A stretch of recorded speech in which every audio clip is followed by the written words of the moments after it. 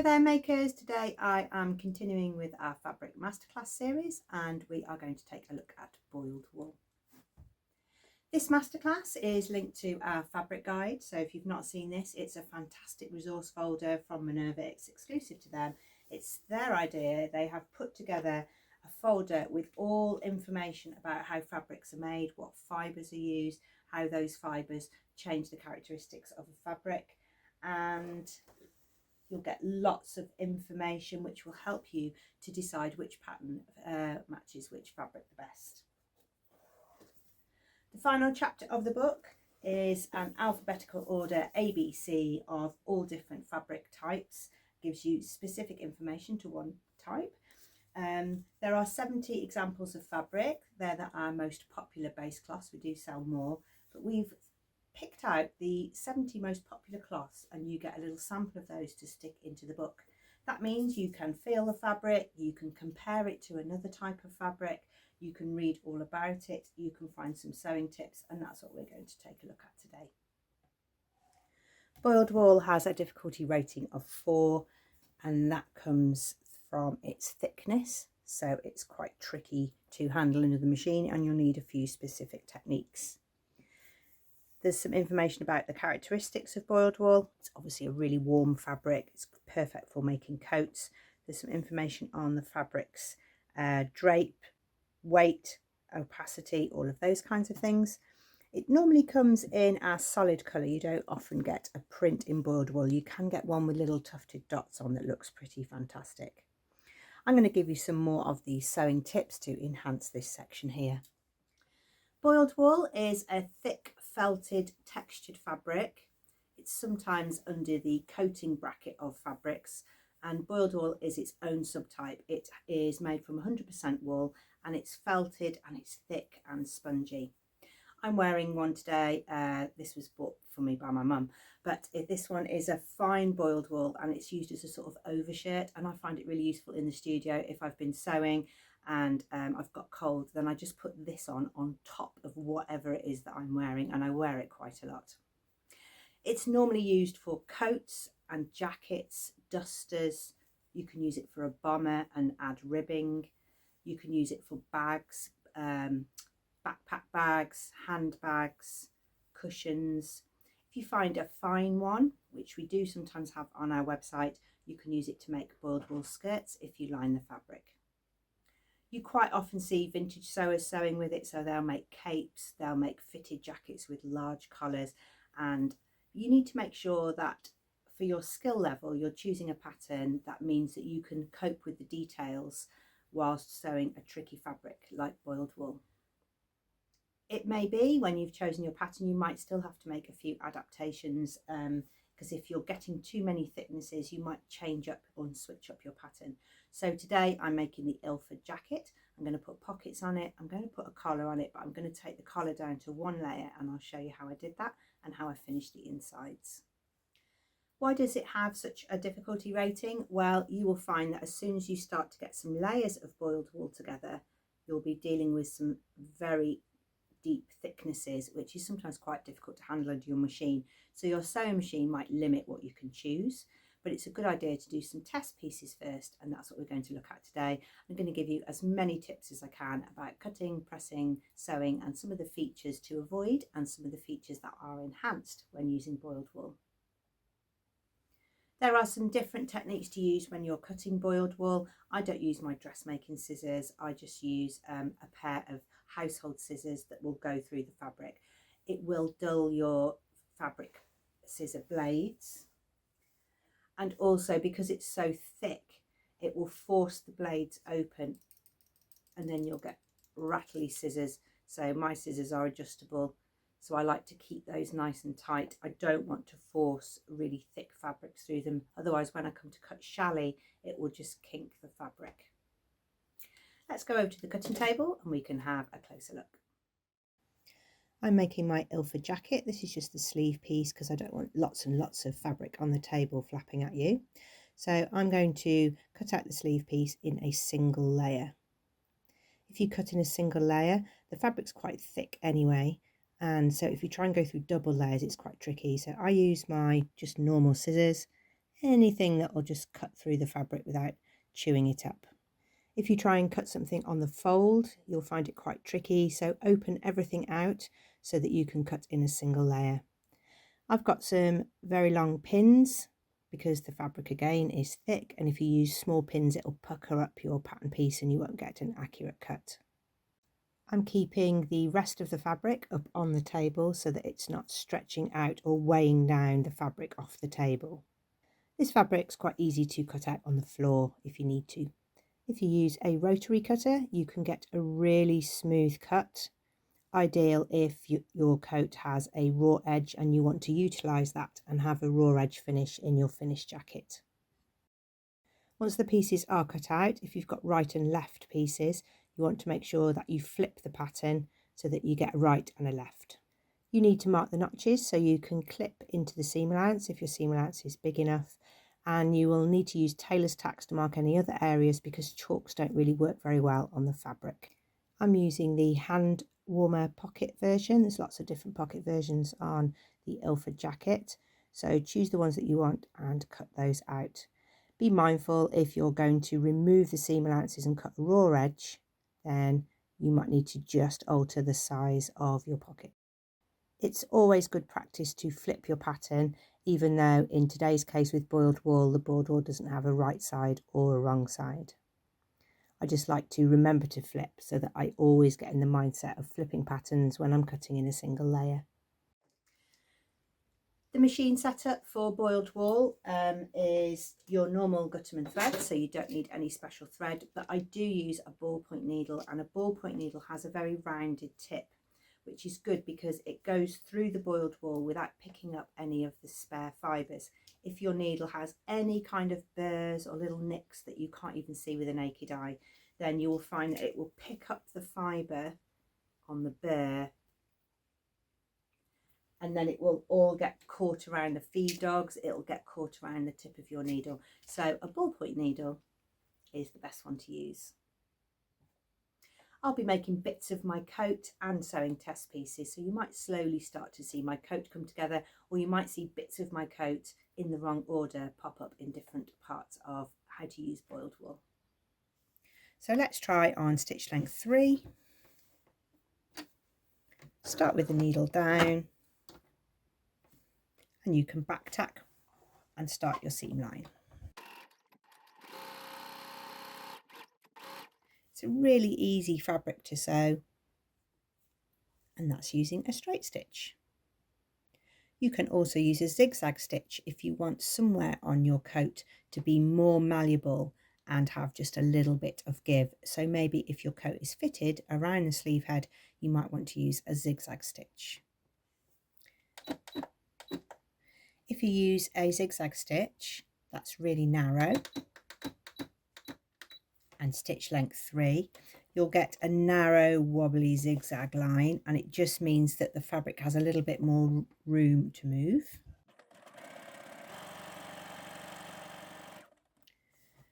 This time the fabric is a little bit more stretchy, not stretchy where it would stretch out of shape, but you would get more space for the fabric to move and mould if you were trying to make a sleeve head, for example, and you could steam that into place. In terms of finishing, you don't need to finish the edge of boiled wool. You can keep it as a raw edge, and we're going to refer back to that in our jacket make today.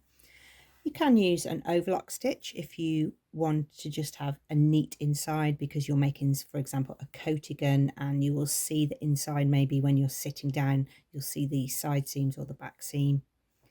But you can just leave it open, or you can bind it. You can Hong Kong seam the edges of your fabric so that on the inside, if it's an unlined jacket, then you have really nice neat seams on the inside. It's a fabulous example of it here. It looks really professional, it looks really well sewn, and it's a really nice way to have a little flash inside your coat. So you can bind the edges.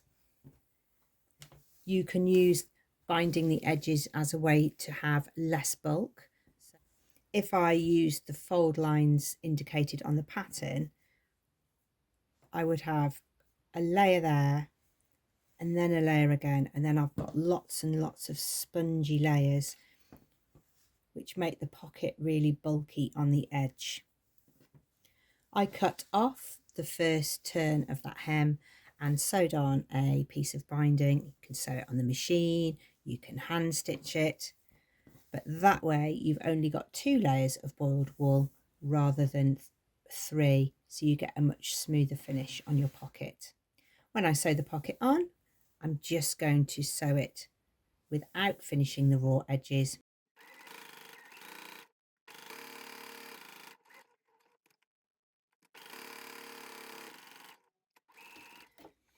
If you're finding you're getting a little bit of creeping, which is where by the end of the seam your seams don't match up anymore, you might need to consider using a walking foot.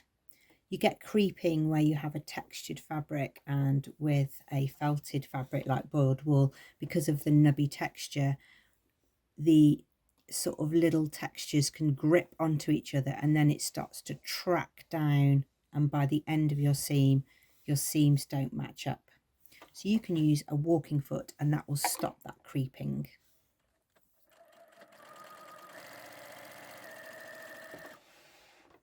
If you don't have a walking foot, the other thing you can do is to pin quite regularly. I use a very long pin when I'm using boiled wool because it's so thick that if you don't use quite a long pin, your pins just get buried into the fabric.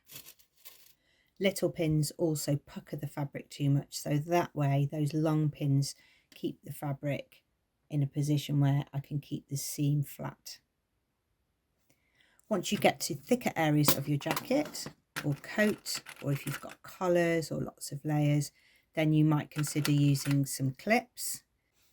But I don't mind it on boiled wool because boiled wool is so firm and stable. The clips don't outweigh the fabric. This one started off the same length, and after sewing it's remained the same length with some good pinning and a walking foot. If you don't have a walking foot, you might just have to pin more regularly, and also it's a good idea if you haven't got a walking foot to keep pushing your fabric towards the foot. The more you try and smooth it out and pull it away, the more you will get a discrepancy at the end. One of the things that keeps catching me out when I sew boiled wool is forgetting to put the foot down, because the fabric is so thick and it's filling the distance between the foot and the foot plate, so it looks like the foot is down because everything is making contact and it can't move around. But then when I start to sew, I'm getting the alarm error on my machine to say that the foot isn't down, and even when I push the foot handle down, it doesn't feel like it's doing anything. So you just have to be aware that you remember to put the foot down, and if you forget and you get a snaggy loose bit at the beginning, you just need to pull that out, go back to the beginning and start again. When you start to get lots of layers, you'll start to really get thickness very, very quickly. So it's a good idea to read through your pattern, see if there's anywhere where you're going to start creating layers, and maybe it's at that point that you can start thinking about hacking the pattern, adjusting the pattern, changing something about it that will reduce the layers. You can, of course, layer out the seam, and because it doesn't fray, you can do this quite regularly on all different parts of your garment. Already that feels much, much flatter. Top stitching is tricky with boiled wool because you're going through lots of different layers, so even if you layer them out, your top stitching will be maybe a little bit further away from the edge than you would normally position your top stitching.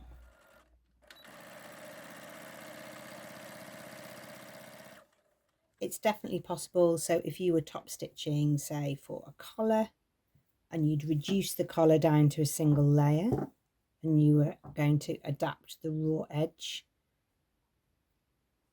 You might find that when you get to your shoulder seam where you've got lots of intersections, you can't top stitch it. And here I recommend you stop your top stitching. It's better to not top stitch than do bad top stitching. So what I tend to do is top stitch the front of the collars, and if there's lots of layers on the back neck, then I would leave those unfinished. You might switch up some of your techniques. So for example, if you want to add pocket flaps, you might do those in a single layer only. Normally when you sew a pocket flap, you would sew it with the pocket flap facing up to the shoulder and then press it down and sew again. But because I've got that thick layer, then the pocket flap is pointing up in the air. I would simply go with the nature of the boiled wool and just sew it flat onto the garment so that it's touching the pocket, not flapping up in the air. So think about when you want to work with one layer or when you want to work with two. If you're turning corners, so this is the pocket, this is my button band facing, and this is my hem allowance here, it's kind of tempting to cut off the corner because we know that that reduces bulk. But if you want a really nice right angle on the front of your jacket, then keep that fabric because it will stabilize the corner and you will get a perfect right angle rather than a spongy rounded corner that's got nothing left to fill it. You can use a point turner to get the perfect front to your coat or jacket. You probably won't need to interface boiled wool. It's a very firm fabric, it holds its shape. Even if you've got collars, you probably won't need to interface it.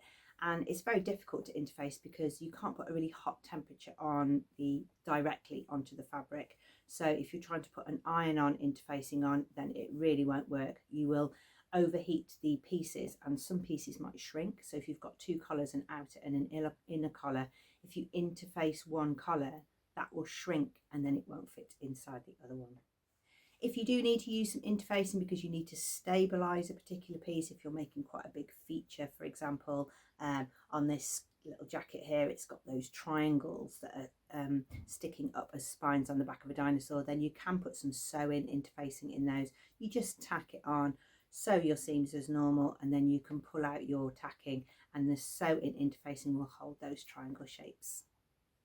It's iron-on interfacing, that's the one that really doesn't work. Let's take a look at some other things about pressing boiled wool.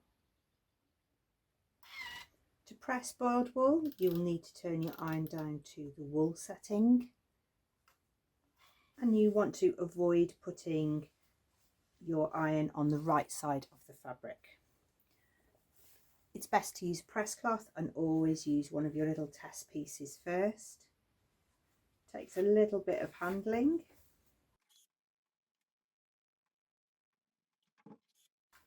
But you can press your seams on the wrong side and also on the right side.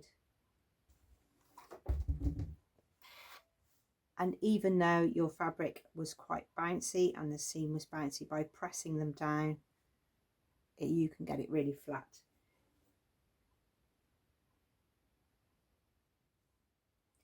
You can also use your tailor's ham if you're trying to get a curve shape. So if you want to press your darts, you can apply some heat, and then the heat that's in the fabric can be pressed through with a clapper. A clapper absorbs some of the heat and it presses it into the fabric, so you get a really smooth line. You can apply steam to the fabric but not touching it with the iron, and then you can use the clapper again to put that steam into the fabric. The only thing you've got to be careful of is if you start to put steam on wool on your individual pieces, then you will change the shape of some. If you apply steam to boiled wool, it will shrink. So if you applied steam to one bit and not another, then those two pieces would change shape. To avoid this, you can steam your whole piece of fabric.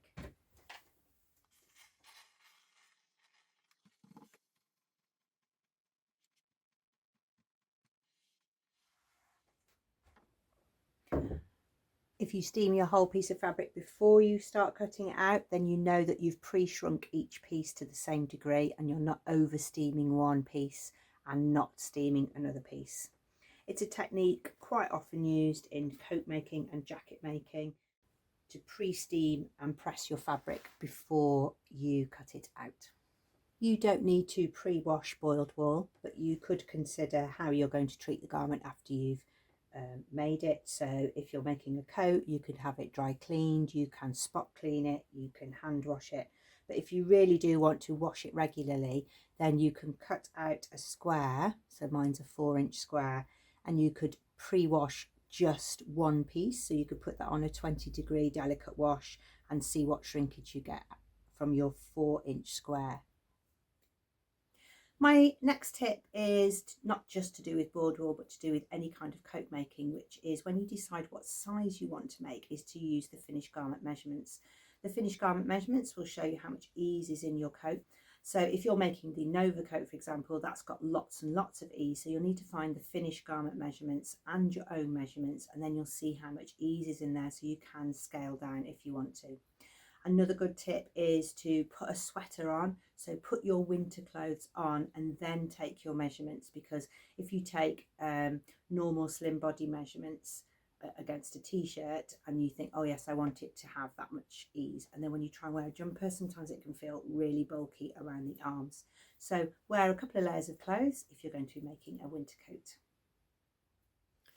When you're joining your pieces together, there's no right side or wrong side. So I'm joining my shoulder seams together.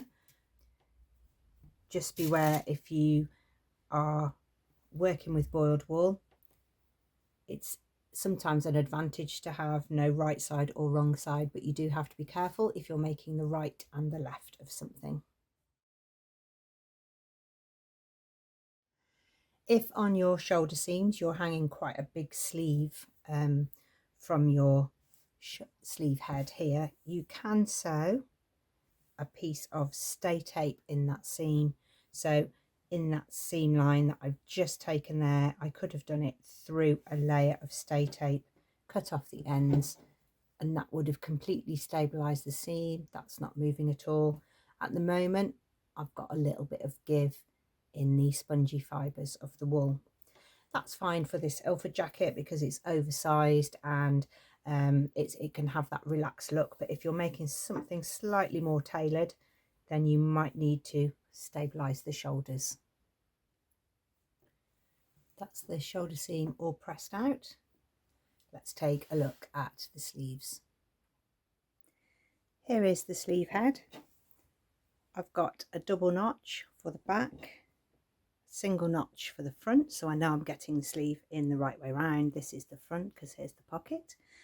And I thought I would take this opportunity to show you another feature of boiled wool, which is you can reverse sew it. So you can sew everything with your seams on the outside. See a really good example of it here. The seams are sewn together at the seam allowance and then trimmed out. Because it's got a drop shoulder, I'd like this to be as flat as possible. So I'm going to do an overlap technique. I'd like the top of the jacket to go over the sleeve, but I will need to know the seam allowance. So I'm going to tack along here because otherwise I won't know where my raw edge is.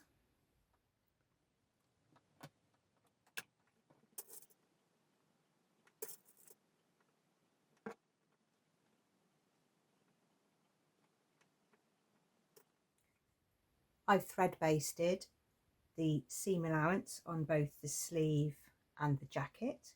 So now I can match up those lines. That way my sleeve will be the correct length and I will have used up the same amount of seam allowance as the pattern has drafted for.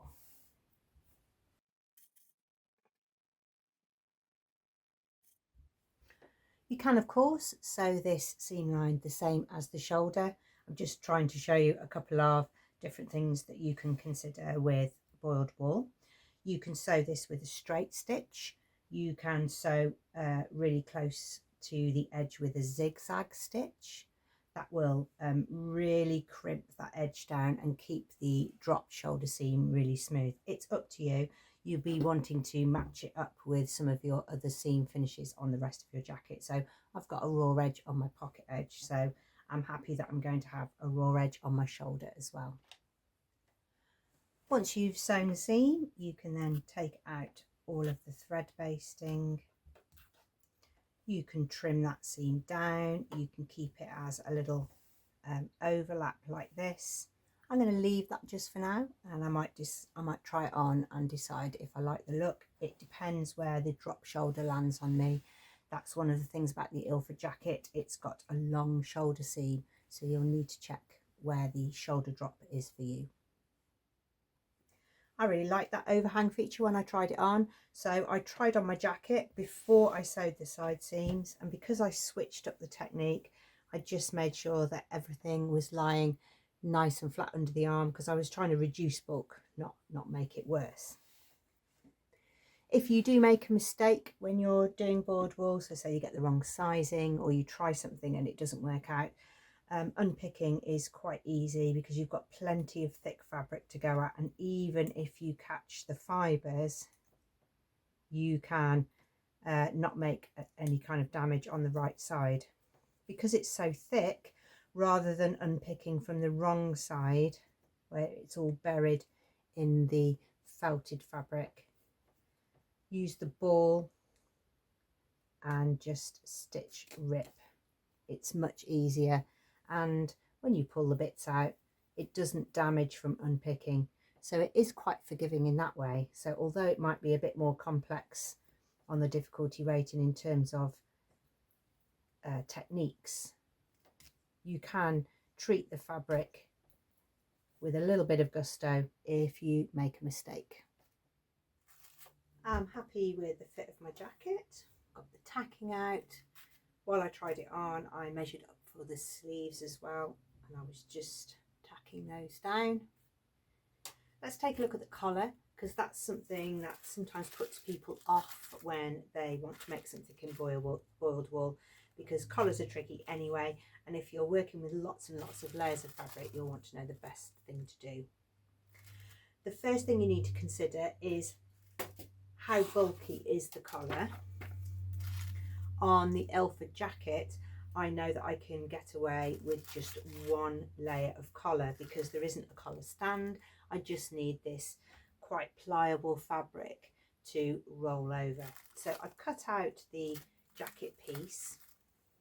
But if I put it on in a single layer, right now I'll have really big collars. So you can either size up your collar and enjoy that slightly larger size, or you can cut off the seam allowance, and then that way your collar will fit between the gaps. So if you start making any adaptations, you've really got to be thinking about the seam allowance all the time. So I'm going to put on a single collar. To stop this collar stretching out, I'm going to stay stitch around the edge. That's part of the sort of top stitching detail that I've got on my jacket. And I'm going to match up the collar to the neck edge. If you can't get away with just using a single layer, or you think it will spoil the overall style of your coat, then you can line the underside of your collar with a poplin, a good matching poplin cotton fabric, so that you reduce bulk. And you can make collars with 2 layers of boiled wool. It's not a no-no. You just got to be aware that you're going to have a springier and a bouncier looking collar. You might find that working with clips on a collar helps with those thicker layers. So match up the ends and then find your centre back point and put your collar on as you normally would. This is why you have to take the seam allowance out if you go to a single layer, because if you just put it in, it would be in my case 1.5 centimeters too long this end and 1.5 centimeters too long this end. So ease the collar in. It's really easy to ease in fabric on boiled wool because there's that lovely bit of give and stretch. You don't want it to stretch out, but you can just get lots and lots of collar ease so that when the collar rolls over, it's got lots of space and extra fabric on the turn of cloth on this folded edge of the collar. Take all the same seam allowances as you're directed in your pattern, and then we can have a look at how to finish this on the inside.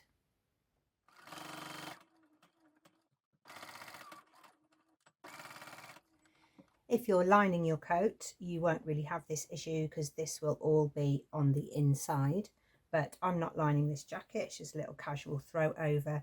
But you can see I've got more fabric in the collar than I have in the jacket, so we definitely need to clip that. And you can finish this in a couple of different ways. So you can use a binding technique like you've used in other parts of your jacket if you'd like to, or you can top stitch it down. But again, in that top stitching section, I did say that here where the shoulder is, that's pretty tricky to get through. What I'm going to do is layer out the coat part, keep the collar as a whole piece, and I'm going to bring the collar over the top of the seam allowances and hand stitch them down because it's so easy to hand stitch boiled wool. I actually really enjoy doing it. And I'm also going to put in here a coat hook because boiled wool is so malleable. If I hang that on a hook, I will get that humped shape and it will start to always be in the back of my jacket. So I'm going to put a hook in here and hand sew down the collar. That's all the neckline hand sewn down. Looks really neat and it makes it really smooth around the back collar. You've got a couple of different options for hemming. I love hand sewing boiled wool. It's really satisfying because you've got plenty of fabric to pick up, plenty of fibres to catch your threads in, so you can pick up really easily and get a really nice finish on your hems. There's a couple of other ways you can do it too, so let's take a look at those. You can hem in various different ways. You can just hem up the raw edge. You can leave the raw edge. You can bind your hem and fold it up once. What you want to try and avoid in boiled wool is folding it up twice, because then you'll get that really thick spongy area and it'll make your jacket sort of look thick around the bottom. You can whip stitch this. You can use a herringbone stitch. You can use a machine embroidery stitch so that you get an embroidered edge around the bottom. It depends what you'd like the overall style of your jacket to look like. Let's have a look at how I'm going to finish my buttonhole. So I've made the outer of my coat. Now I've got to think about how am I going to put the buttons on. There's a couple of different things that I can choose both stylistically and to work with the boiled wool. You can't work against boiled wool, you have to work with it so that you get a successful make. I absolutely wouldn't put a buttonhole in boiled wool unless you've tried it first. So try and mimic your layers of fabric. So I'll be going through 2 layers. And when I tried this buttonhole, because of the nubby texture of the boiled wool, it was just getting stuck on the feed dogs and I wasn't traveling with my automatic buttonhole. So I'm going to cover over the feed dogs with some paper. This is Swedish tissue paper. And then I'm going to put my fabric on top and try my buttonhole.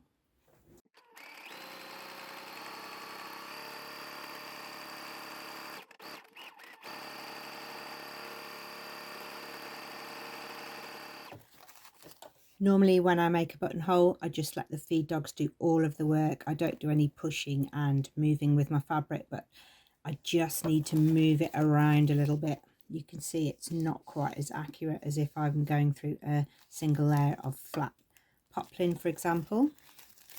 but I can peel the paper off the back and cut open the buttonhole. This button would normally have a much bigger buttonhole that went from side to side, but because the fabric is stretchy, then this large button goes through this much smaller buttonhole. So it's definitely worth trying one, not just trying it to see what the stitch is like. Try it and put your button through. This one happens to be a stretch buttonhole on my machine because I had a choice, but if you haven't, try a few different buttonholes on your machine to get the right one. If you're really not happy with the look that you're getting from a buttonhole on your machine, you can try either a bound buttonhole. So that's a hand sewn buttonhole where you make little welts. That's really neat. If you do all of that by hand, it can look really couture. You can also use a snap. So you can put covered press studs along your button band placket, and then on top of your fabric, put the buttons so that you've got a nice look of buttons, but they're actually faux buttons because your jacket will be attached with press studs. Again, it's quite a couture technique, but it's definitely worth considering. You can see an example of it here. It looks really great. It's used on a boiled wool coat, and you can watch a tutorial on that, how to cover a press stud, and it's much easier than you think, and for something quite simple, it creates a really plush finish. You can cover buttons with boiled wool. It's quite tricky. It depends on the thickness of your boiled wool, but you can embroider them, you can decorate them. Got some really nice shell buttons. So I'm going to go ahead with my buttonholes because I've got quite a casual jacket. So I'm happy that I'm going to have buttonholes down the front.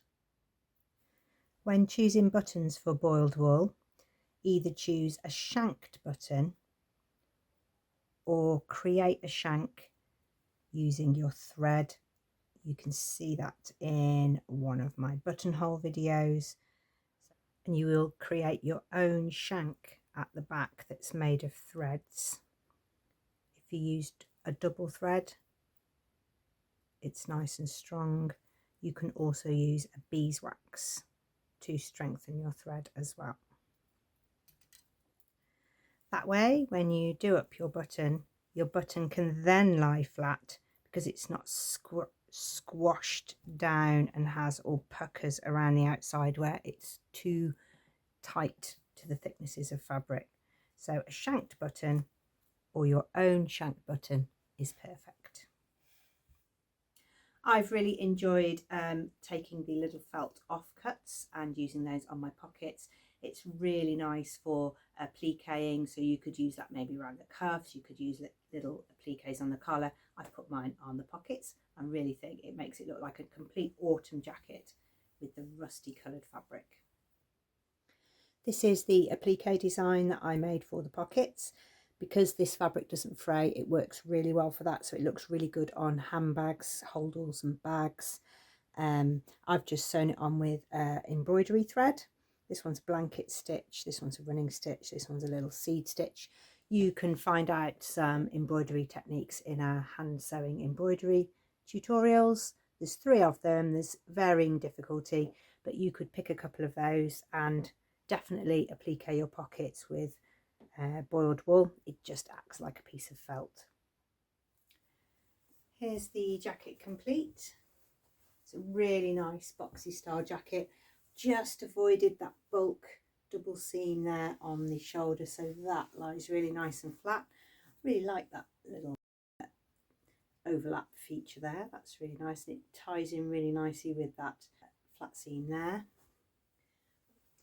I've got a hand turn hem.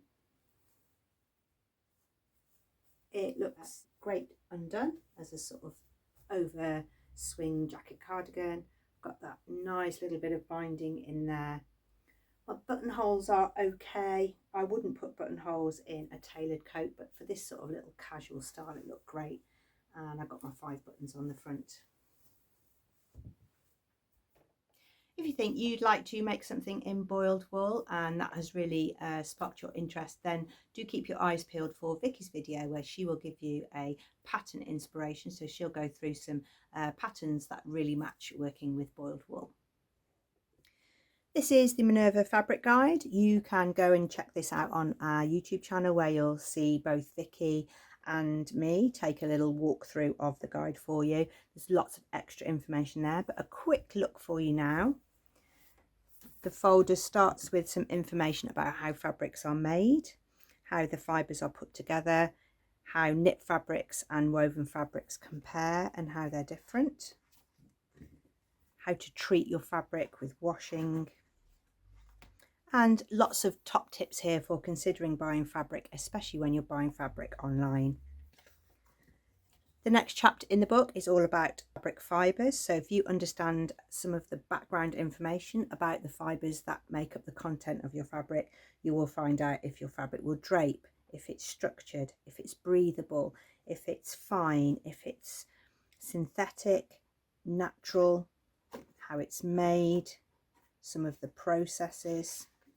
And if you know all of this background information, then you'll be able to head to the alphabetical order section, the final chapter of the book, and start choosing and comparing fabric, not based on the print or the colour it is, but actually what that fabric is going to do for you.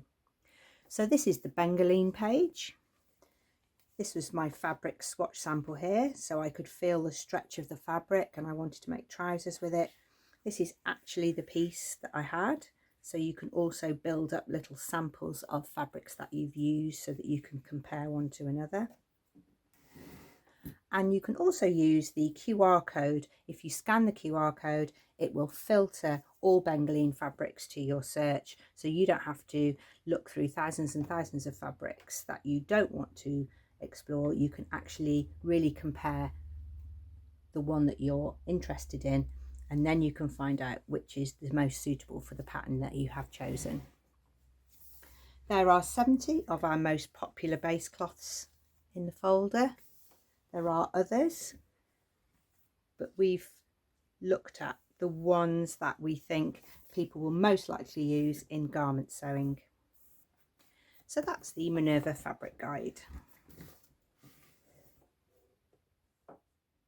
Thank you very much for watching today. I hope you are enjoying this Fabric Masterclass series. There's loads more to come. This is only B for boiled wool, so we've got lots more inspiration and sewing tips for you.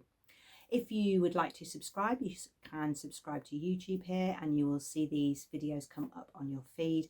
Or you can go over to Minerva, make a profile for yourself in a free account, and you can share your makes there, and you can also check out other people's projects.